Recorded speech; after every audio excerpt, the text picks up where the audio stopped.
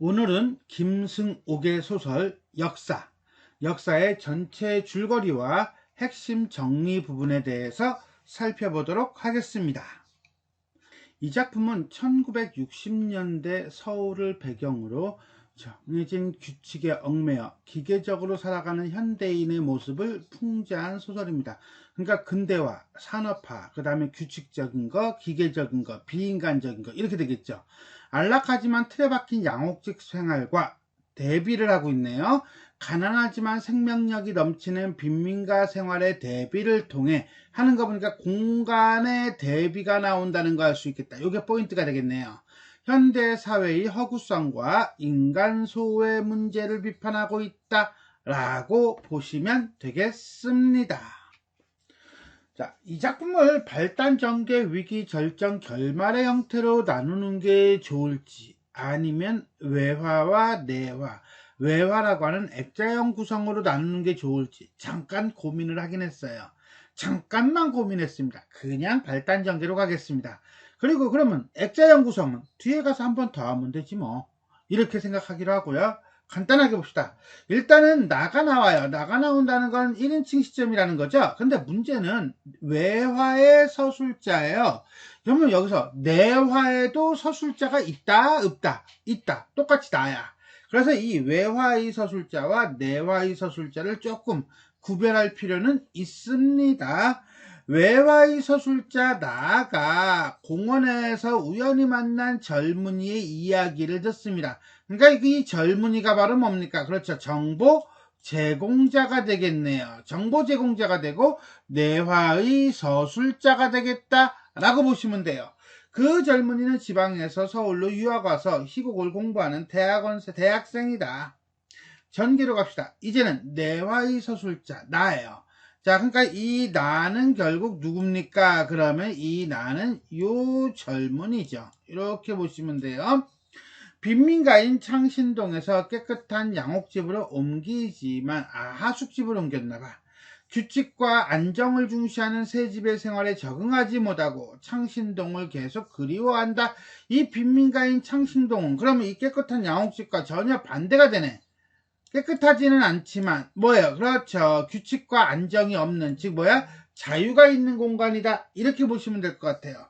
창신동 빈민가에 살던 나는 깨끗한 양옥집으로 하숙을 옮기게 된다. 새로 이사 온 집은 가풍을 중시하여 조그만 행동도 규칙적인 생활 제일주의로 따라야 하기 때문에 창신동 집과는 여러모로 비교가 된다. 위기, 이사 오기 전에 살던 창신동 빈민가는 지저분하고 무질서하지만 생동감이 넘치는 공간이었다. 그곳 사람들 중 막벌이 노동자 서씨가 생각이 나는데 이 서씨가 또 중심인물이고요. 나라고 하는 1인칭 서술자가 있다면 이 서씨는 관찰 대상이 되겠네요. 그죠? 그는 남몰래 남대문에 커다란 돌을 옮기며 선조의 영광을 기억하는 인물이다. 제목이 뭐죠? 역사죠? 그러니까 이 역사라고 하는 건 힘이 센 사람이야. 그러니까 이 서씨를 얘기하는 것 같아요. 서씨는 어느 날 밤 나를 동대문으로 데리고 가 성벽에 돌을 들어 올리는 모습을 보여준다. 절정 봅시다. 새로운 하숙집으로 옮긴 뒤 나는 견딜 수 없는 권태를 느끼며 하숙집 사람들이 모두 마시는 음료수에 흥분제를 타는 등 규칙을 깨뜨리는 행동을 하지만 한마디로 기존의 질서를 거부하는 거죠. 그런데 문제는 아무 변화도 일어나지 않는다. 여기서 그 젊은이는 이야기가 끝이 난다. 이야기를 마친 젊은이가 나에게, 이때 나는 누구야? 그렇죠. 이건 외부 서술자 나죠. 그러니까 이거는 외화가 되는 거예요. 어느 쪽이 틀렸느냐고 묻는 젊은이의 질문에 외화 서술자 나는 대답을 하지 못한다. 그 말은 결국 뭡니까? 이 나는 젊은이의 행동에 대해서 부정시하거나 거부시하지 않는다는 거예요. 일정 정도 동조를 하고 있다. 뭐 이렇게 보셔도 될 겁니다. 자, 이렇게 해서 우리가 전체 줄거리를 좀 거칠게 살폈어요. 자, 그러면 전체 정리 한번 해보도록 하겠습니다. 현대소설이고요. 풍자소설이고 문명 비판적이다. 외화는 1인칭 관찰자 시점이고요. 내화는 약을 타는 등 사건을 일으키죠. 1인칭 주인공 시점이라고 보시면 됩니다.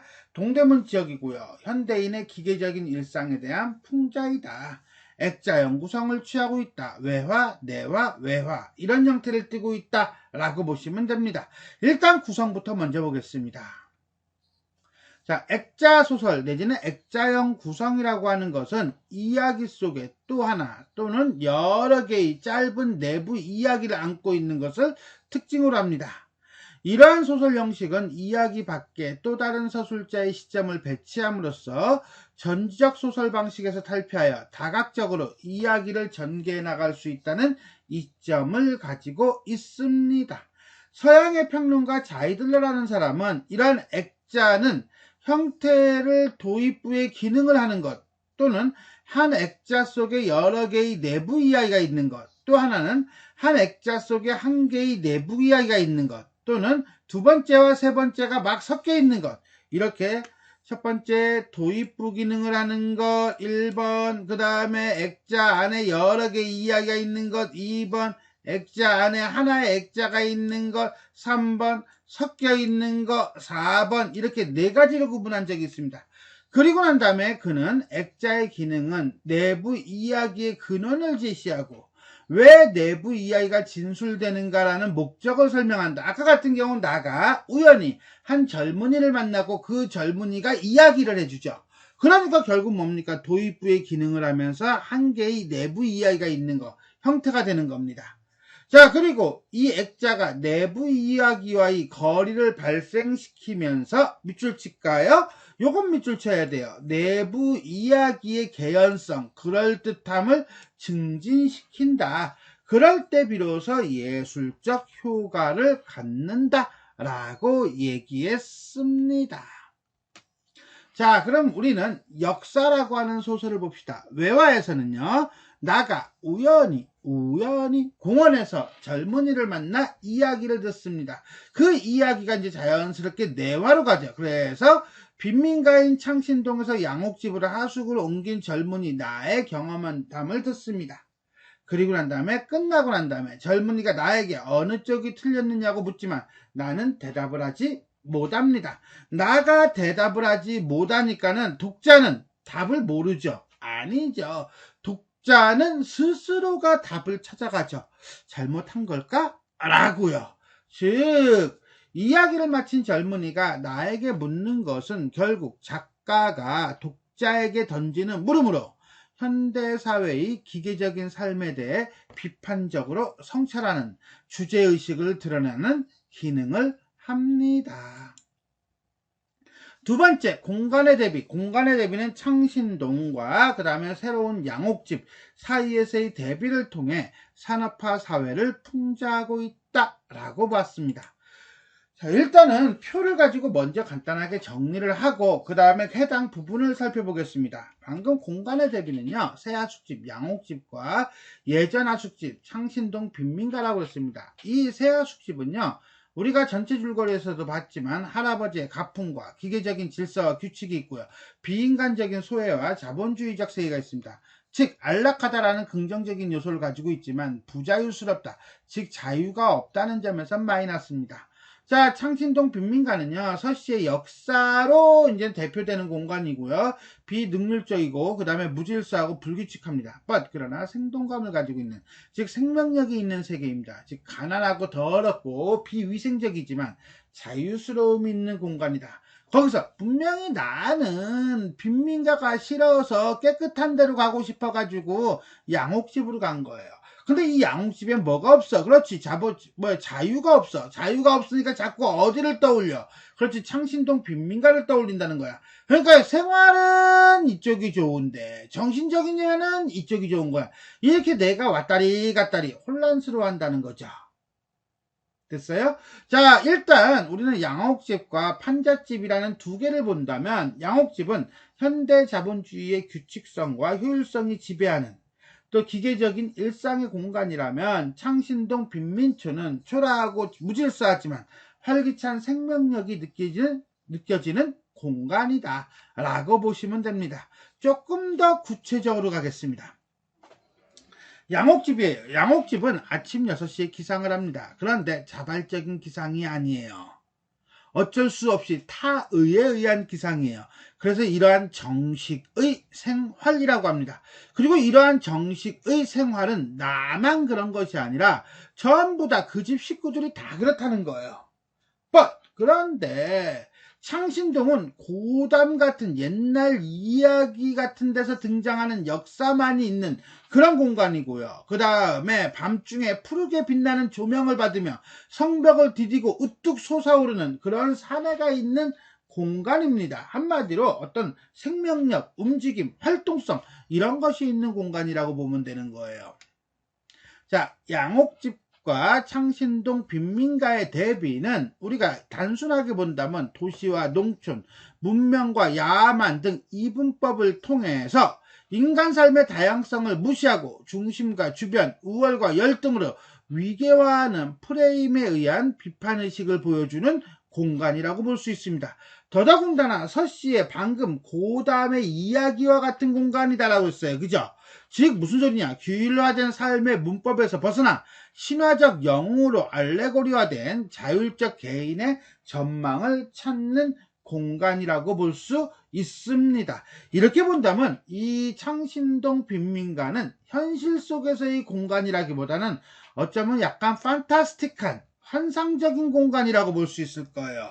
그래서 일시적으로나마 환상의 자유를 통해 현실의 제약을 넘어 소외된 정체성으로부터 탈출하는 만족감을 주는 공간이다 라고 볼 수 있겠습니다.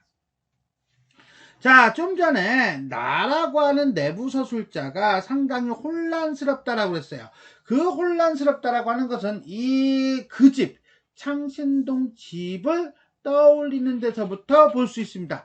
분명히 창신동 집이 지저분하고 더러워 가난하고 누추해, 그래서 깨끗하고 위생적인 양옥집으로 옮겼음에도 불구하고 어느 곳에도 적응하지 못하고 있다는 거죠. 이러한 자신의 정체성에 대한 불안을 느끼는 현대인의 소외의식을 보여주는 것이라고 볼 수 있습니다.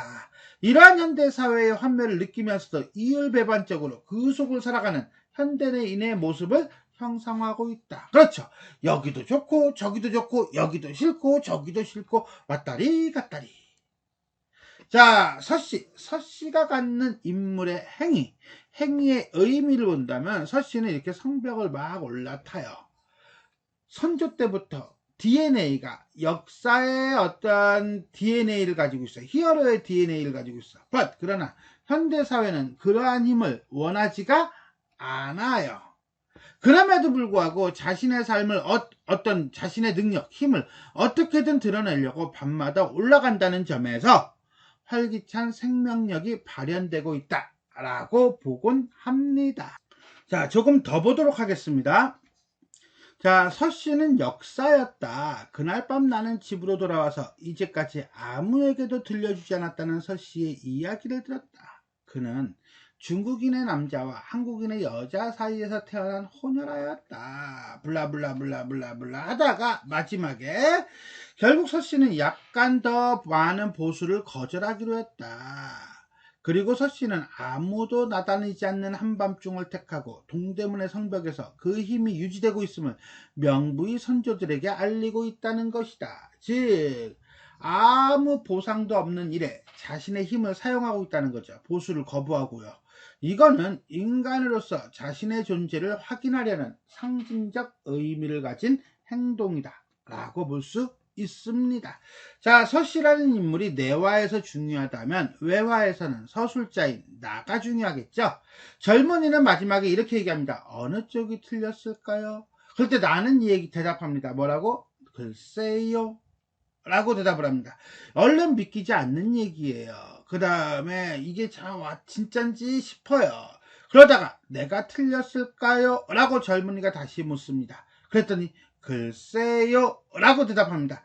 이 글쎄요와 이 글쎄요는 조금 달라요. 이때 글쎄요는 믿을 수 없음이라고 한다면 이때 글쎄요는 솔직히 말하면 나도 모르겠다라는 의미를 갖습니다.